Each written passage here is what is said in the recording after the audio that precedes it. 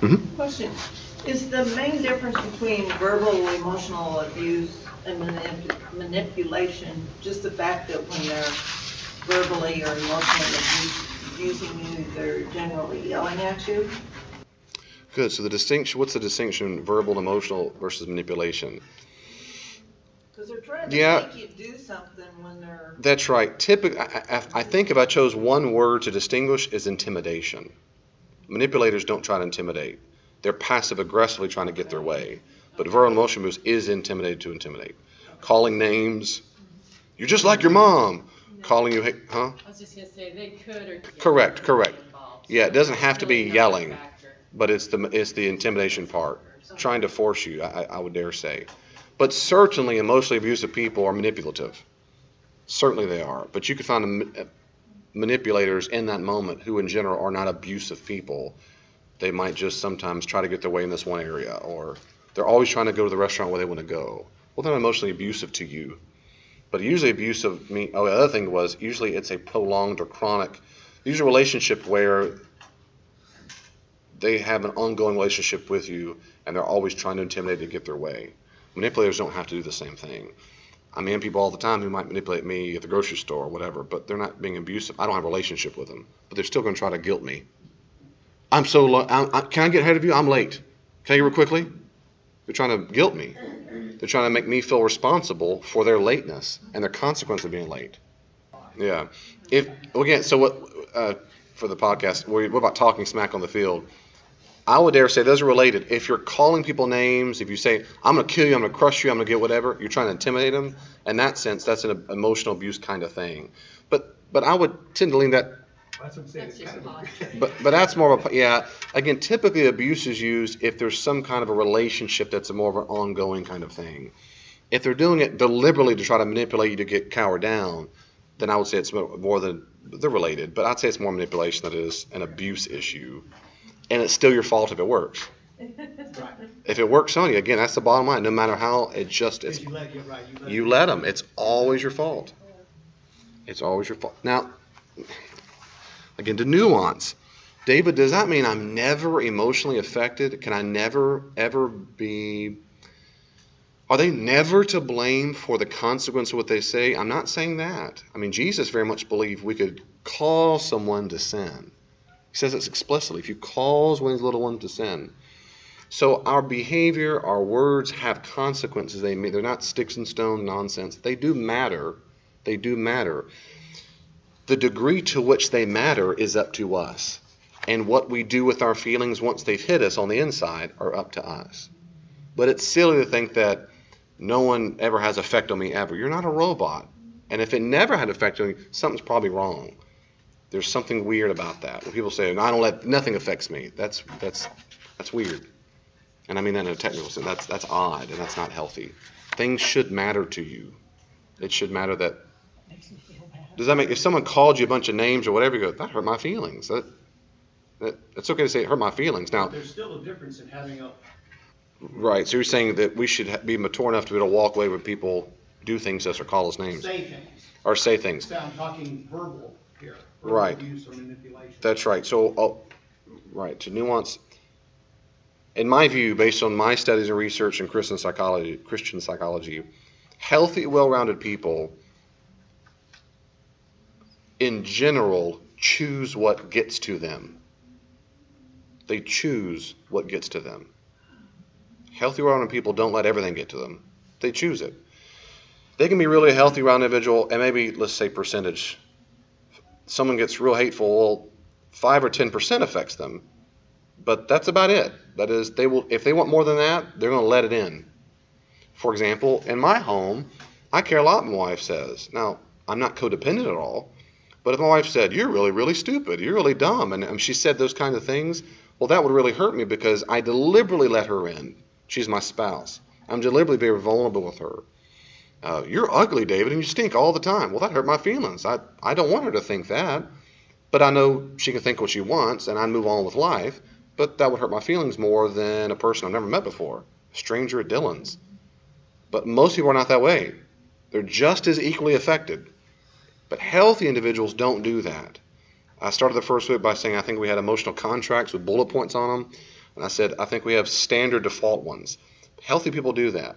So that a stranger, gets very little insight to me of how much they control my emotional state. Not whether I'm honest or vulnerable. I just mean how much they can control how I feel or what I think. But close relationships, I open up a lot more. That's healthy. I've got some very close guy friends, really one in particular, but he knows about everything of me. So I'm open. If he said real hateful things, that would hurt me more because I deliberately open up, but I also trust him a lot, if that makes sense. There's some people I don't trust at all, and so they don't get all my inside world. Even having said that, sometimes people personally attack us, and especially when we're not prepared for it and came out of nowhere, it hurts your feelings. So it's not like you have to be a robot. It's just that healthy people then choose, how much do I let this affect me? How long do I have to stay here? Well, David, it's not that easy. Well, yeah, it is actually. You make your mind up. There are times, if I can finish this quick. Reacting to anger. That's right, the difference between being angry and reacting to anger. So, for example, in my own life, there are times that people have said, it really hurt me a lot. So I haven't made my mind up and go, I'm better, check, and a little switch turned off. No, what I mean is I felt morally responsible for how I felt, so I went to therapy. I went to counseling. There's several things in my life I've been to counseling about, several things, because I know I am morally responsible for my feelings in me. Does that make sense? So I get to work. I start the journey. It's not like all of a sudden, that no longer bothers me. Some things, like I said in the sermon, not everything, don't be easily offended at everything. Some things do offend us. So we process that. What we don't do is, well, he said this, and then we dwell on it, and dwell on it, and dwell on it, and dwell on it, and that's immature. That's playing the victim. Woe is me. No, you own it, you process it, you grieve, you're sad, go to therapy and move on with life. You forgive them and gotta go. But things can affect you, they can hurt your feelings, but healthy people don't let everything affect them all the time. They don't. They're able to go, I don't know what percentage, but a big chunk of life will go, today I'm gonna let that go. Today I'm just gonna, that was mean what they just said. I'm gonna let that go. One thing that some of us do is say, consider the source. Consider the source, yes ma'am. And that helps us sometimes. Consider the source, meaning, oh, they're always that way, or they don't know. Yeah, that's right. Especially the name's Gene or something like that. They're the worst. They're the worst. So let's pray about all the Genes in our life. Heavenly Father, I'm just kidding. Page 17. Let's wrap up. Page 17. So listen, as you're turning to page 17, get ready. If you haven't already, when you start establishing boundaries with immature people, they will not like it. And they will respond appropriately as immature people do. Just get ready for it. Don't be shocked. I was shocked, but now I remember we covered this. This is what I expect from children. And maybe in this area they're childish. Maybe they're very wise other places, but in this area they don't like my no. And I don't have to back down because they don't like it. I don't have to be intimidated. I don't have to be. What about you? If you start establishing boundaries, what's going to go on in you? Here's a prediction. One is you're going to get angry. When people violate our boundaries, it ticks us off. Healthy people get mad about it. When your boundaries are violated, manipulated, or controlled, you should feel angry. Someone jumped in your daggum property and started breaking in your house. It doesn't feel right. It shouldn't feel right. When you're unhealthy, it feels right. Yeah, come on in. Especially if you were violated as a child. I don't have a self. Come on in. Take care of me physically. Do whatever you want to me. They don't have boundaries. The healthier you get, you realize, get out. You're not in me. No, emotionally, physically, nothing. And it's going to make you mad. And that's the first warning signal. Ding, ding, ding, ding. Wait a second. She shouldn't have said, that made me mad. I said no, and dadgummit. Why would she? That's good. People, I'm a Christian. No, that's why I said in the sermon, there are healthy anger, ways to express it, and negative ways. Healthy that's righteous indignation. It's unjust. It's unfair. That's my boundary. Why did you try to violate it? Why are you violating it? That ticks me off. That's righteous indignation. That's good. So don't run away from anger too quickly. Before you set your first boundary, ask yourself, do I have permission to feel angry when I'm controlled by others? Am I aware when I'm being violated? Can I hear my early warning signal?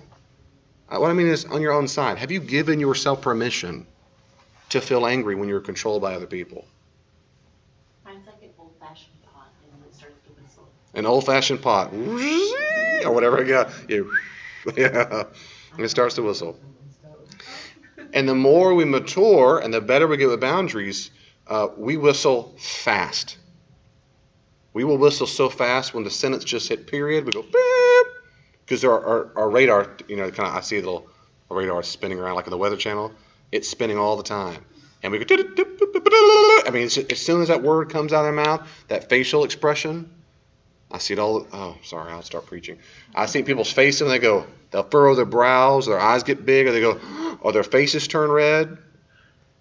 Or they'll slam the table, whatever. Oh, look, I mean, you could just see they're just, here they go. That's my early warning signal. So you're going to get mad when you start establishing them because you realize, dadgummit, they're violating all the time. I let so-and-so, okay. So just tell the truth, just like God does. Just tell the truth that's what's happening.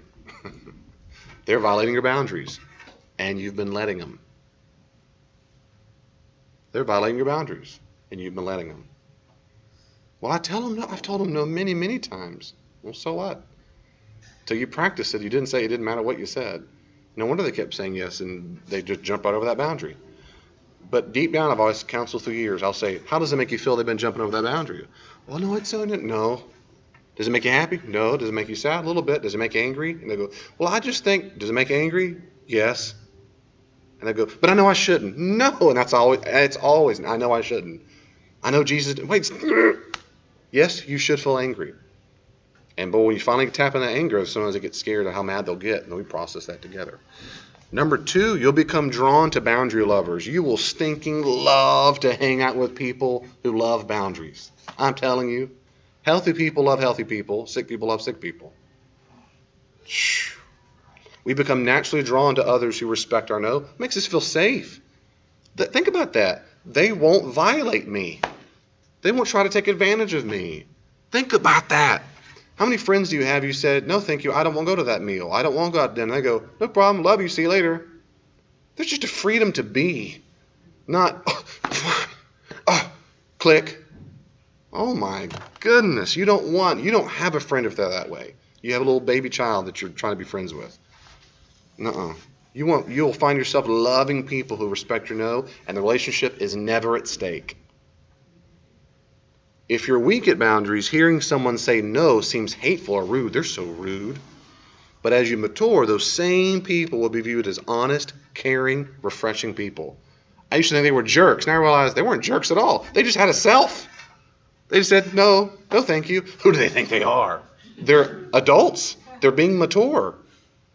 They're so selfish. They're not being selfish at all. It's not selfish to say, no, I don't prefer that. Thank you, though. That's not selfish. They go, man, I'm so glad they told me. I love people. Now, part of this goes to my mom. I know that. Part of it. But big chunk is not. I find myself, in a good way, so attracted to consistent people. Particularly if they're kind. But the flip-floppers, the duplicitous, you never know what you're going to get. I don't. I will always have a distance. That stuff makes me nervous.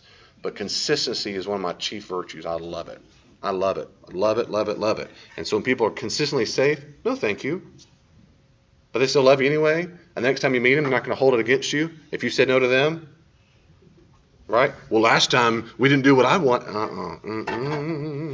So you'll be drawn to those boundary-loving people. And you're still friends. David, what if they say no all the time to what I want? Well, you're probably not good friends because you have nothing in common. But good friends say no. And they respect it. They're not mad at them. Number 3, you'll need to join a safe group. And really, you can't develop or maintain them in a vacuum. We do need others with the same biblical values of limit setting and responsibility to encourage us, practice with us, and stay with us. We need the help. And a true Christian community can only be formed within this kind of family. Safe, honest, mature, respectful, giving love freely, etc. That's the only way to do it. I'm telling you, if you're not safe, it's not going to happen. And especially, I'm trying to encourage you, if you're new at setting the boundary, if it's a new thing, you need to do it in a support group or a support person. But groups are even better. If this were a counseling support, if this were a real legit support group, which we could turn to that one day if you want to, then we would share stories of successes and failures, and we'd be there for each other as we establish it. And or it can be one-on-one. In counseling relationship, many, many times I'll role play with a person, and we work up, maybe sometimes for weeks, and then they have the talk they've been trying to avoid, and then we come back and we check on it. So they don't feel alone. I go with them in the meeting mentally. Sometimes I've done it physically with them. I've been in those meetings where they couldn't hardly talk without me in the room. But others do it just me in the room. Not it's all about me. What I mean is in the therapy relationship as we worked and role played. And it's helped for me. I've had those conversations with people I did not want to have a talk with years ago. And I had my therapist and Jesus and everybody in my mind that went into the room with me, as it were. So you need a group, a safe group who loves that and supports you. It says, way to go. Do you want paper or plastic? No, thank you. I brought my own. And I said it. I said, no, thank you. High five. You practiced a no. Good job. And sometimes it's much more serious, like, no, I can't be in a relationship with you anymore because you hurt me too much. Sometimes it's serious. Sometimes, you need support. And by the way, you have it.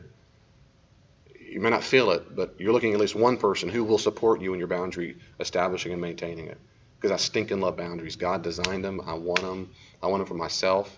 And you got a big fan in me for boundary setting. So if you come to me and say, David, I'm trying to establish a boundary X, Y, Z, I'm telling you, I'm going to support your boundary. Boundaries aren't rude. They're not rude. But I know there are people on this table who support you too. Number 4, you'll better understand what you value and you're going to defend it better. Being around other healthy people helps you redefine what you value. And the more you know what you really value, the more you'll work hard to protect what you really value. Does that make sense? You'll really value that. For example, when I only choose to spend my time on a friendship level with people that value the same thing I value morally. I don't hang out with people who are dishonest. I don't hang out with people who are rude all the time. I don't hang out with pessimists. I don't hang out with non-Christians on a small basis, but like friendship, typically I wouldn't, because we don't share the same values in life. I want to talk about what God's been teaching me, and then we'll look at me and go, what? Pass me a beer. I don't want that kind of, I want to, or whatever. But my point is, I want someone I can hang out with that we have similar values. And then when I'm around those people who are healthy, it reminds me, I want to defend that. Not that I'm better than everybody, but I want honesty because I don't want to be lied to. I want consistency because I don't want duplicitous and be tricked and duped. You see what I'm saying? I want someone with a healthy boundary. So hanging out with Teresa, if she's got healthy boundaries, I realize if she's got those, I like it because it means that she won't leave our conversation resenting me because if I said, hey, why don't we go do so-and-so? And she said, okay, sounds good, but she couldn't say no to me. And said what she just resents me. I don't want that. I don't want that pressure. I'm on that church life for years with people. Do you mind teaching that class or whatever? And they go, yeah, nope, never mind. Because as soon as they're scared to say no to the pastor. And I go, no, that's it. So now that was years ago. Now what I say is, before I even ask the question, some of you will laugh at, I've said this. I'll say, it's okay to say no to me. It's not going to affect our relationship. And they'll go, okay. Having said that, what do you think about doing X? I preface it that way because I found so many people suffer from boundary problems. I don't want them to resent me because they couldn't say no. So I find myself hanging out with people like that too. And I value that myself. If Dennis were a manipulator all the time and I was tempted to manipulate, I don't want to hang out with him. I want to hang out with people who also doesn't manipulate. Dennis doesn't manipulate junk. I love that about Dennis and Kathy and so many of y'all. I'm just saying, I like that. Well, it makes me want to hang out with them more. Makes it more because we're trying to work there. You can list a whole list of values. But you're going to want to defend it. No, don't cross that boundary. Nope. I'm not going to lie with you. I'm not going to steal. Nope. 5, practice those baby no's. That was my homework assignment the very first night. Just baby steps are key, right? Just in the right direction. You don't look at a baby when they're learning how to crawl and take their first steps, go, ha, ha, ha, you're stupid. You should be running by now, moron. They're flopping. What kind of loser are you? You would never say that. Every rational, non-drugged up mom and dad goes, whoa, it's their first step. And they film and they put it on Facebook and they tell everybody, and they're the smartest baby in the whole planet because they took a step, and they're so proud of that. Then we grow up, and then we make little first steps and we go, well, I know I should be better. I'm a piece of junk. And we beat the snot out of ourselves. Stop. That's my sermon this week is on negative thoughts. Don't do that. Praise the baby steps. And some of you perhaps in this room are little bitty babies when it comes to boundaries. And the smallest little baby step of, you want plastic or paper, ma'am? That's a baby step in the right direction because babies one day start to run. And you will too. Don't judge yourself if it's just a baby step. They're key to getting balance right? Just like a baby does. And you practice them typically in some relationship or community where they respect that no. They respect that no. They just do. If Clay says, no thank you, Well, I'm safe. It's safe. What I mean is, the relationship's not at stake if you say no to me. Hey, you ought to come to study. If Clay said, no, thank you, I go, okay. I don't, God, God, I can't believe him. He's just, or I don't go, are you sure? Do you love Jesus? I mean, do you really want to join the church and try to manipulate you? I mean, oh my goodness. I hear what you're saying. So, what? Let me step back a little bit. That's right. I hear what you're saying. Let me step back. That's right. I need balance. Don't you try to guilt me or manipulate me or intimidate me. Yeah, right. We want to practice that in a community that respects your no, or relationships that do. Don't give up when the other person fights against your no. Remember, if they're immature, they're going to react in some form of anger. They don't want to hear no. The world's theirs. You ought to do what they want. And re-stinking joys when you don't feel guilty for establishing boundaries because you've made it. You've made it. Your self-esteem is on its way up. And self-esteem is a good Christian thing. And I'll explain that if you want to. But when you don't feel guilty for saying no, you're growing fine. You're growing up. Why not feel guilty? I just want to. Why do you want to do that? I just want to. It's just my preference.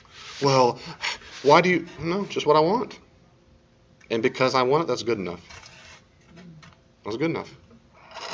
Just good enough. I mean, you're growing up just fine if you can say those words and be just as calm as you can. Your heart doesn't race. Well, Chelsea, why don't you want to blah, blah? I don't want to. Well, I need to know why. That's interesting. You need to know why? Okay. So you don't need to respond. They just said, I need something. I might say, I need water. You go, you need water. How about that? I hope you find it. Right? I'm not responsible for you finding water. I'm not responsible for you understanding why I chose what I don't owe you an explanation. I think there's a kitchen. There's a kitchen right over there. And that's if they ask for my help. That's right. That's right. When we have friends and they ask why not, sure, we share. We say, I'm sorry, I'm not feeling. Elaine's not here tonight. She's not feeling well at all. She's not feeling well at all. So if someone said, where's Elaine? I go, I don't owe you an explanation, Morna. That might be a little snotty, but I can say it logically. I don't owe you an explanation. But if I said Elaine couldn't be here, well, so she's sick. Well, friends do it all the time. That's healthy, yay. But what manipulators, and we know who they are, people trying to manipulate it, like I said, in those situations, I'm encouraging you, don't tell them why. They think that's just an invitation to keep arguing to jump over the boundary. Does that make sense? Manipulators, you don't want to do it to. And then I gave you a bibliography on top of page 18. Read all those books tomorrow. You feel very, very guilty and manipulated if you don't. Not really. Look, those books are so good. And there's so many of them, but those are great books. I do, seriously, sisters and brothers, do what you want, and I really mean that. I always say it, always up to you. But I encourage you to read them. Read them. Let that be a follow-up to this very quick crash course, and it'll be another time you hear it. More information will sink in. You'll practice it more and more. Those books are good. You don't like to read? They've got an audiobook. They're cheap. I think they're cheap. I mean, considering it took them all those years to get their 3 degrees, and they have specialists in the field and whatever, and you get to buy an audiobook for $10. That's a good deal, man. Those websites are there for anything to help. Okay. What questions or comments do you have, and what can we do anything we can do to role play? Anything at all? What questions or comments? About anything? Yes, ma'am. One thing from that on. Good for you. Good. So there was a time when someone years ago said, no, thank you, I don't do that. And you were thinking, again, I'm just repeating it for the podcast. You were thinking, how did she do that? That's right. That's right. I had professors that way for me. Professors who were able to say, no. I remember going, what just happened? What world am I in? How did you? Yeah, I had the same thing. And it inspired me to go, oh, man, I don't want that because I couldn't. Yeah, I did. Yeah, that's a good I had a thing. boss when I worked. In the 60s and 70s. Are there any challenges you have? Anything that I can help you on? Anything at all? My mom. Okay, your mom. Is there something particular, you or anybody all that were, if you want, I could role play. Is there a difficult situation or maybe a difficult conversation you need to have? Or maybe there's a typical exchange you have with this person. You got to see them at visits or whatever, and it makes you anxious. And I can role play with you if you want. I know, like every time I get on the phone with her, can't be on the phone without her.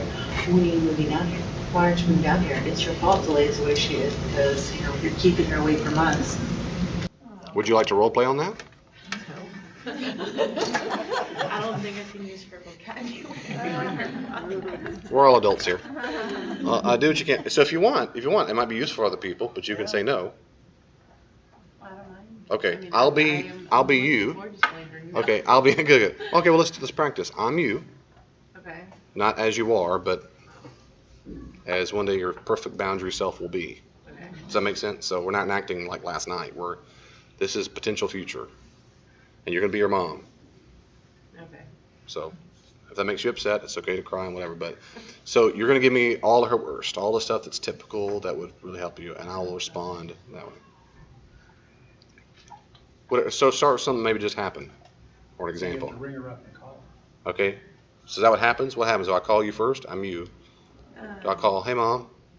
Yeah, or Zalea will slip that phone call in and then I'll have to intervene. Okay. So they called. You grab the phone, and then I say, well, hi mom, And she'll say, hey, what are you doing? making dinner, What are you making? soup. It's incredible.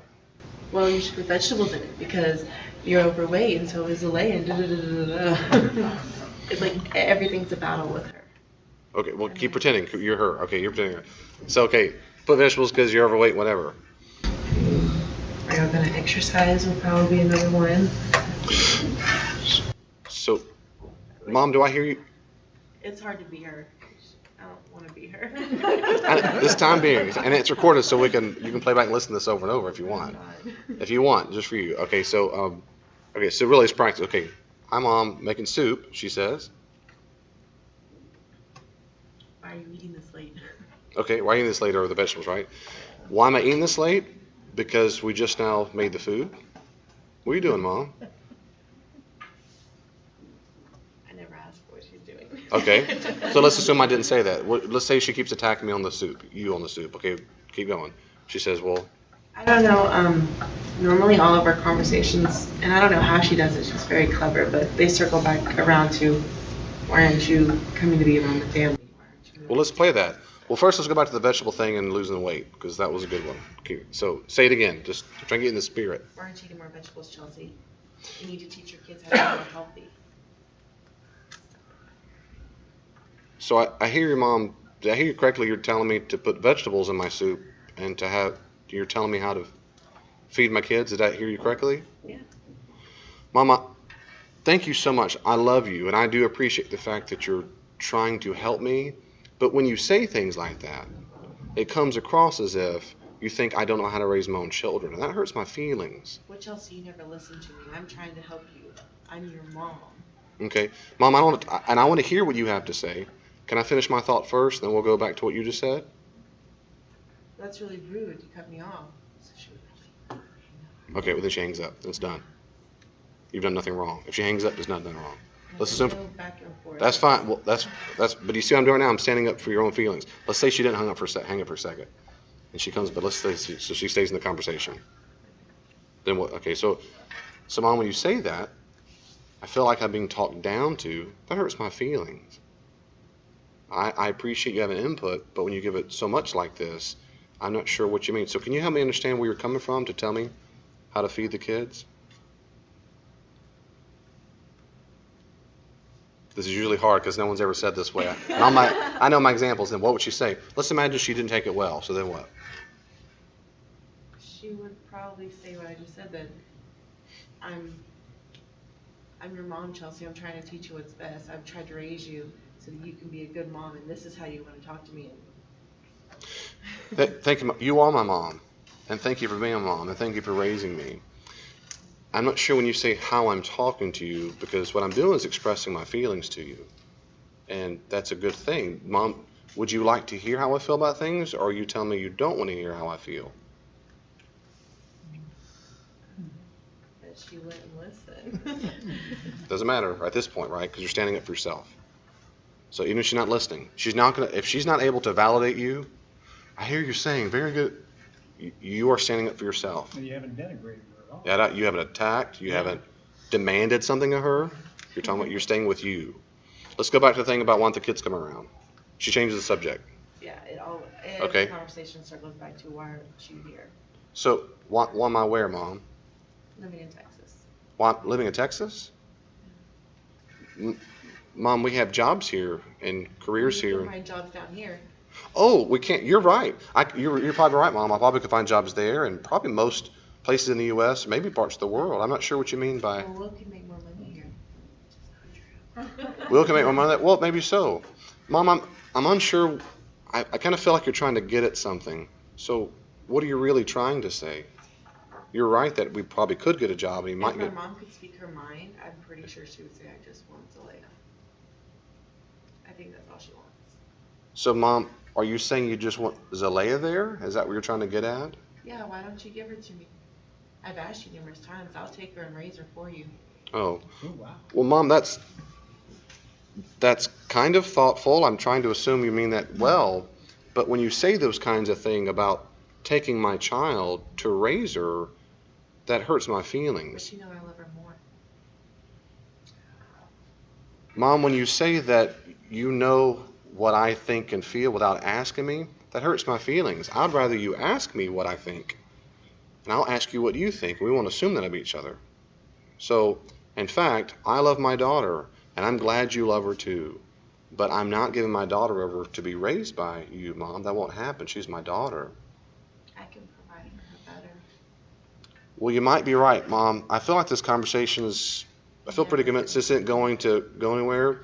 And so I think, your offer, but I'm not sure, I don't feel heard right now. I don't feel like you're listening to what I'm saying. That hurts my feelings as well. I don't feel as connected to you as I want to feel.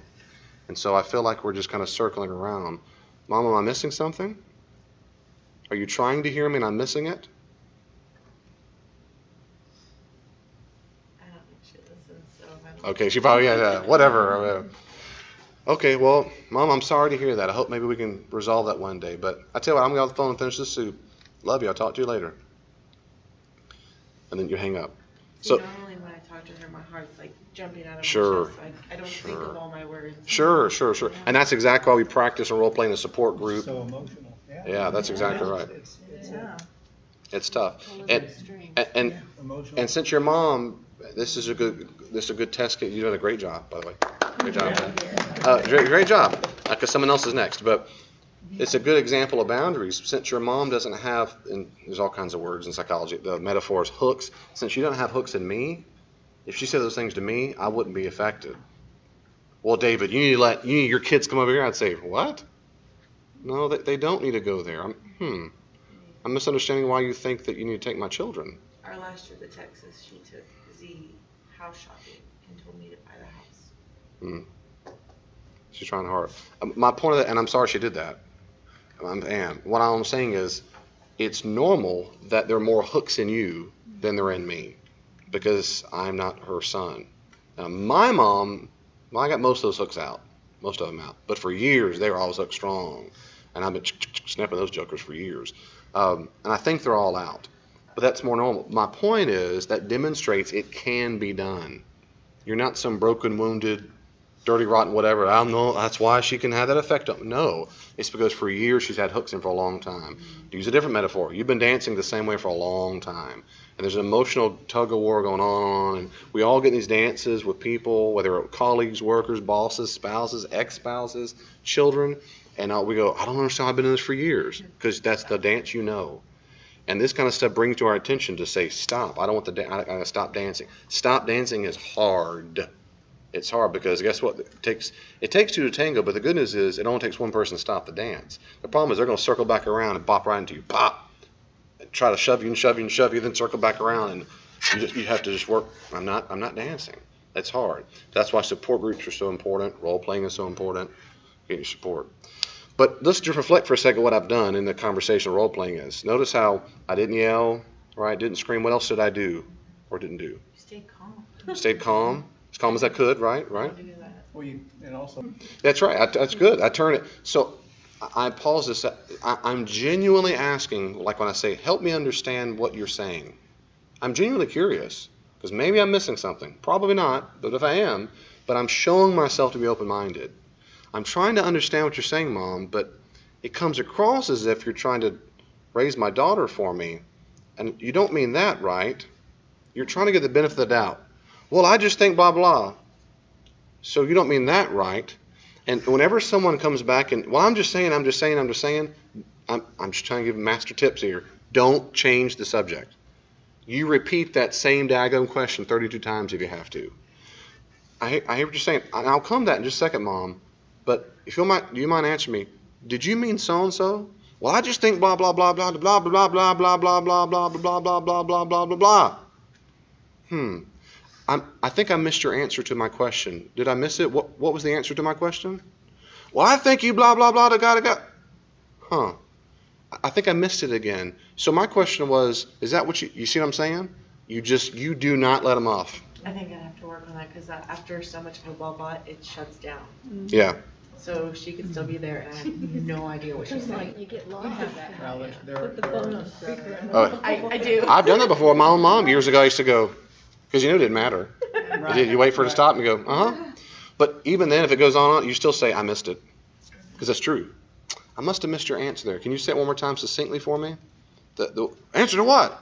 To my question that I asked you a while back? Can you answer this question for me? Yeah, you're calmly pinning them down. But it's a good thing to be pinned down. It's good to have a response because you're trying to do one step at a time in the conversation. She will not like that. I'm just gonna say what. And a tip too, when you find yourself so overwhelmed you can't talk, try to at least have the courage and wherewithal to say, I'm sorry, I can't talk right now. It's okay to have that boundary. But why can't you talk right now? I love you, Mom. I'll talk to you later. Bye-bye. You do not owe an explanation. Oh yeah, that's right. You don't. So why can't you shut down? Okay, I love you. I'll talk to you That's the later. one we forget first too. We don't owe people an explanation. You just don't. So why can't you talk? All right, love you. I'll talk to you later. With mom or dad, that's deep. You keep saying it. Why don't you? I can't talk right now. I love you. I'll talk to you later. You just repeat it. Sometimes I've talked to big conversations with people. I was like a broken record because they are not going to control the conversation. I'm not talking about in life and referring, but manipulators try to control me, and I won't let them. I'll repeat it and repeat it and repeat it until they give up and they're frustrated and run out. But there's no dance. So she's exactly right. If you had little index cards of, I don't know her explanation, it's in my time, stand up, whatever, those kind of things, tips are very powerful. Yeah. They're very powerful. And when you have confrontational talks, having a role play can really help you get to that place of those hard, difficult talks. What else? I was going to say, she might just write a couple different ways to quietly end the conversation if she needs to, That's a great. Write down Exit and- strategies. Gotta go, Mom. Sorry. Talk to you later. Fire drill. Yeah. The children need me. And my tip. What is that? Is that an ice cream truck? Bye, Mom. Now, since you are a Christian now, remember, do not lie. Do not make some. Z needs me right now. Don't lie. Do not lie. I want to get off the phone now. I'm sorry, I've got to get off now. You could say, When I talk to spouses, the relationship, if something is a big deal, particularly in a spousal relationship, that's a little different. Spouses, in my view, and I explain it, I think there's a covenant going on that's different from parent-child. And those relationships, I always tell the couple, if I encourage you, you do not bring up any other subject besides the one you want resolved. Hey, what's for dinner? Hey, you want to talk about that thing for another day? You don't let them get off the hook if there's something that has to be addressed. And that can be used for parents too. Well, how's the weather down there? Mom, I want to talk for a second about the other day when you hung up the phone on me. You can control the conversation such that you want to have that resolved. Mom, I love you, but I want this to be resolved. It's not resolved just yet. And I don't want to talk about the weather until we get this resolved. You mean too much to me. Well, I don't blah, blah. Okay, well, I love you. Talk to you later. But you can control that. If you want to. If you're not, then don't. Hang up the phone and because you don't owe it. You don't have to. You just want to be kind and Christian. What other thing? Are you going to role play before we finish up?